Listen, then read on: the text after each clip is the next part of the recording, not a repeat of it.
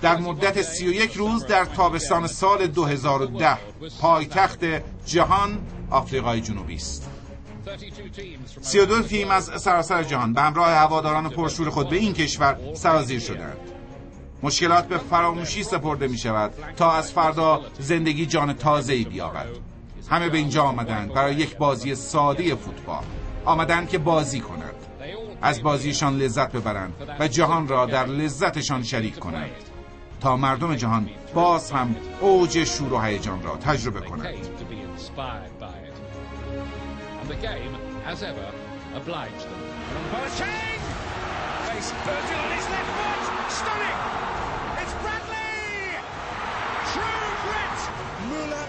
Germany off to a flyer.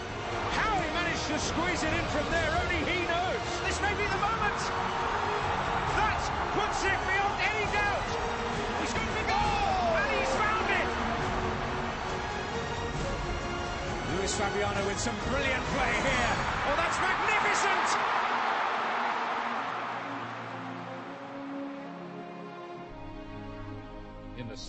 در تابستان سال 2010 این ورزشگاه‌های بزرگ جان گرفت. رویای گم شده در گرد و غبار تبدیل به واقعیت شد. یک بازی ساده، یک بازی زیبا، جام جهانی 2010 آفریقای جنوبی.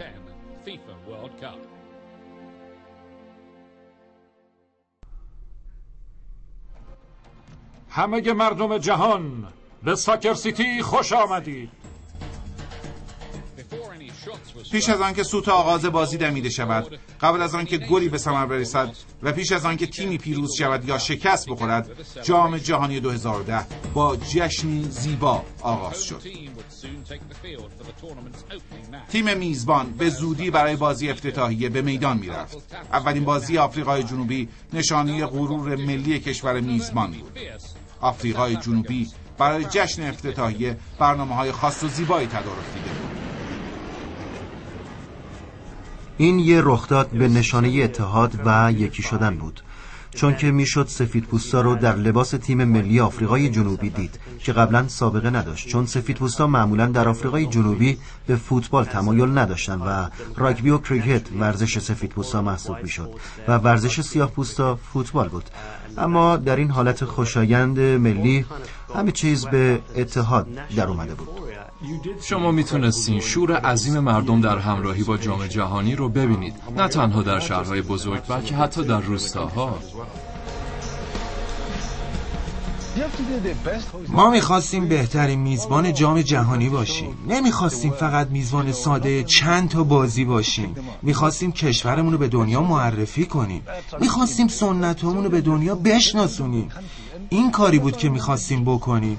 چنین همدلی و اشتیاقی هیچ وقت سابقه نداشت.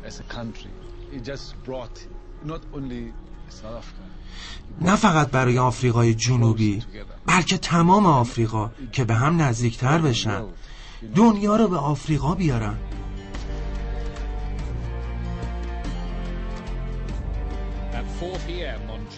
در ساعت 4 عصر روز 11 ژوئن در ژوهانسبورگ، بافانا که لقب آفریقای جنوبی بود وارد ورزشگاه ساکر سیتی شد.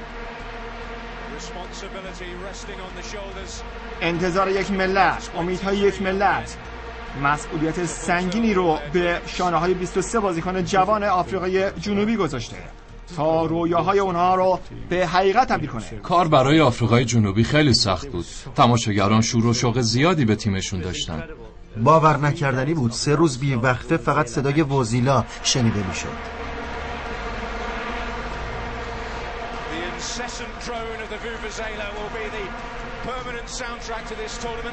هر کیو تو خیابون میدیدی داشت وزیلا میزد. یادم میاد همه احساساتی شده بودیم. شور و حال عجیبی بود. ما هنوز نمیتونستیم باور کنیم.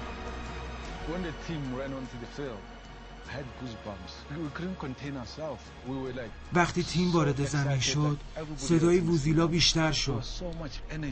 انگار انرژی بسیار زیادی داشت جذب میشد. جو عجیبی بود.